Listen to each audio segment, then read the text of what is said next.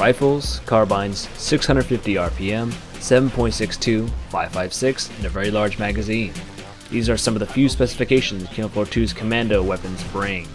If you like laying down lots of lead with a heavy emphasis on non-stop shooting, look no further.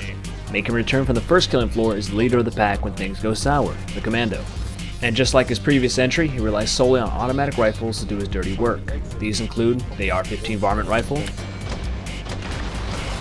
the SA-80, the AK-12, and the big nasty Scar H rifle.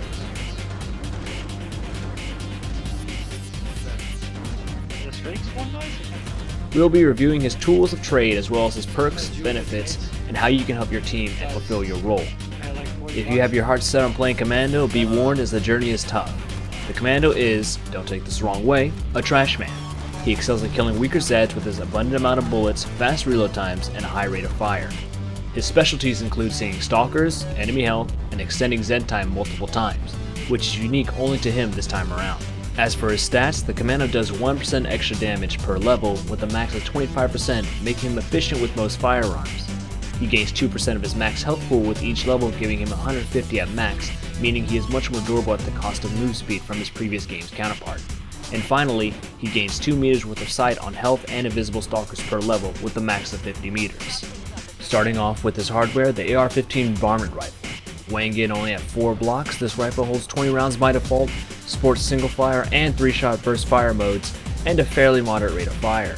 Damage wise, it's slightly better than the standard 9mm pistol, but not by much. Now if you're a fan of this rifle, I hate to tell you that you're in love with the wrong weapon. The varmint rifle is one of the worst beginning tier weapons, as it has a small max ammo pool, highly inaccurate with burst fire, and at long distances.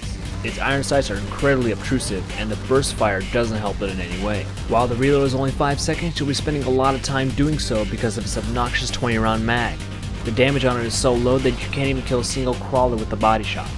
Not only that, but it takes a total of 3 headshots to decapitate a bloat, and 6 on higher difficulties. The best tactic for this weapon is to use its single fire mode and go for nothing but headshots, as you'll be wasting ammo doing anything else. Leaving a round in the chamber to shorten the reload time is highly recommended until you get the tactical reload perk. If there's one thing the varmint rifle is good for, it's the cost effectiveness of the weapon. Cheap, abundant, can be found during almost every wave, and same price to fill up as your 9mm. When you're ready to up the ante, the SA-80 is a more than reliable rifle to pick up at waves 2 and 3. Only doing slightly more damage than the varmint rifle, the SA-80 outdoes the varmint by having a significant high rate of fire with accuracy to boot, a 30-round magazine by default, a hollow sight, and a healthy maximum ammo pool. The first thing you'll notice about the SA-80 is the abundant but controllable climb on the gun, making spray and pray headshots easy to execute on lined up targets. While the damage is low, it still makes for a great run and gun weapon in those tight spots in early waves. If it's damage at the cost of rate of fire you're looking for, the AK-12 fills that niche easily. 30-round magazine by default, equipped with the red dot sight, good damage, moderately high rate of fire, decent max ammo pool, it only costs $1,100 to grab. Automatic and burst fire modes can be selected, with the burst fire mode giving you a higher rate of fire than the automatic setting. However, the AK-12 isn't the most accurate gun and requires you to time your shots or control your sprays, more so than any other rifle. Case in point, running and gunning with this gun is ill-advised, as the gun has a tendency to kick in all directions while moving. Slow and controlled fire is advised when running. Burst fire mode does give you more fire rate, but it's best not to use it as the AK-12 kills most Zeds in 1 or 2 bullets. All commandos should learn how to use the AK-12 as it is one of the most balanced weapons and a welcome partner to our next rifle. The Scar H rifle. This tier 4 behemoth has a 20-round magazine by default, tremendous damage output, a moderately high rate of fire just behind the SA-80, a red dot scope, single and automatic fire modes, and a decent maximum ammo pool to boot. The drawbacks of this beautiful beast are that it is heavy, the default mag size is low for its rate of fire, and expensive both to buy and fill up.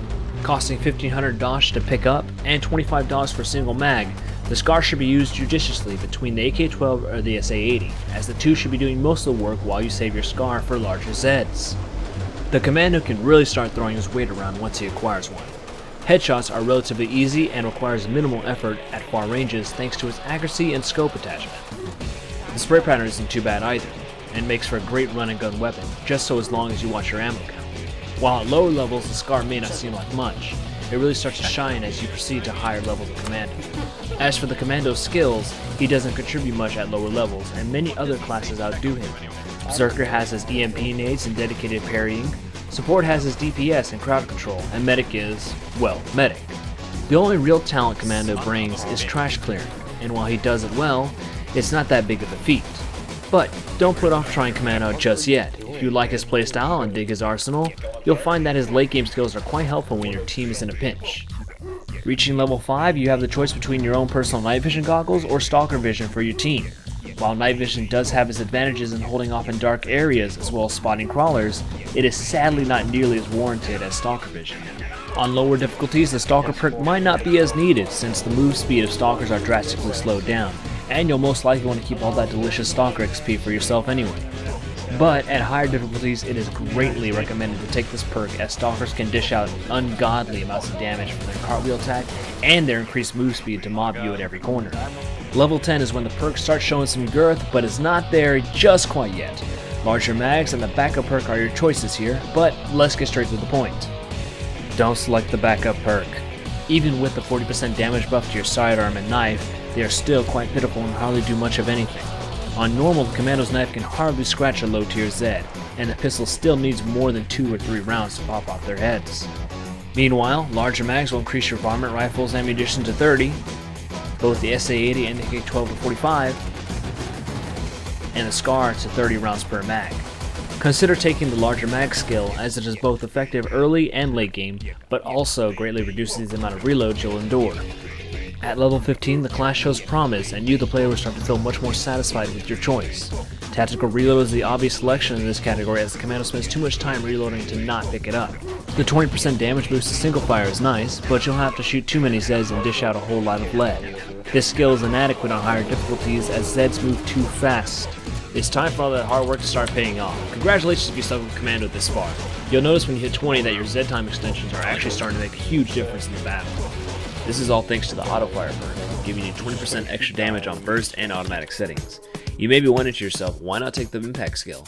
30% chance to knock down Zeds? That's great for reacquiring my sights on them and stopping their initial rush. This statement is only half true. Yes, the stumble does work, but only on low tier Zeds such as cysts, slashers, clots, crawlers, and stalkers. That's right, Gorefast, Sirens, Bloats, Husks, and of course, Skrakes and Fleshbounds completely ignore this skill's abilities.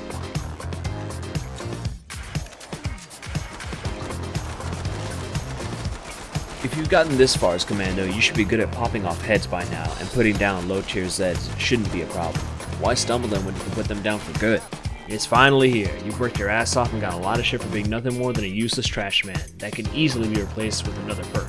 Say hello to one of the best late game perks that everyone can benefit from on your team. Z time extension has been improved to 6 seconds, and you can perform up to 5 of them within succession, meaning your team can reload, reacquire a target, or land those perfect meat shots on those big nasty Zeds. Not only that, but your last 2 perks are both exclusive to improving your heart during Z time. Professional allows you to reload, switch weapons twice as fast. It may not sound like much, but it is handy to continue your ongoing rampage. Be warned that the full reload speed isn't nearly as handy as switching weapons, and you'll find that there is a very small window to extending your Z time after a reload. This skill is great if you have another medium to high level Commando to help you out with extending Z time, but it is purely outdone by the next skill. Rapid fire is what makes Commando truly shine, as it allows you to shoot 3 times as fast and do a 3% extra damage during Z time. You'll find that your patience spent on lining up perfect shots during Z time are easily dismissed as you can lay down a barrage of bullets.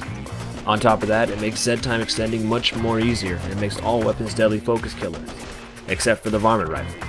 The varmint rifle doesn't benefit from this perk at all for some reason, further proving why this gun is truly terrible.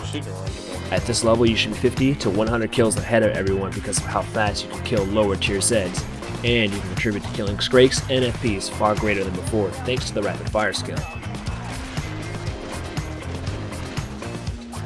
So, after a brief review, what does the Commando bring to the table?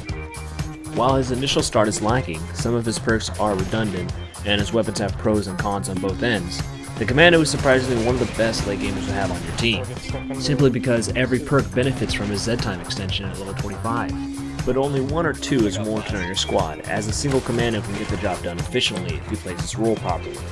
Overall, this is a fun class which needs a lot of your time and practice to truly shine on your team, and maybe a few buffs down the road, hopefully.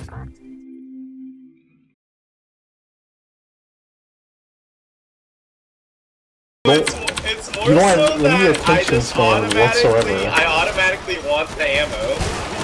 You know there's a reason why he's not allowed to talk to customers anymore. Yeah. Dude, you know I'm, Wait, you know I'm what? on drive-thru most of the time now, The kid works at Starbucks and he's literally not allowed to talk to customers anymore. His manager like kicked him off the front. Probably me going No listening skills, autistic, ADHD, ADD, autistic. Hired to work in Starbucks. You're a natural. So you're like that special kid that they hired just because they had to? Yeah, dude.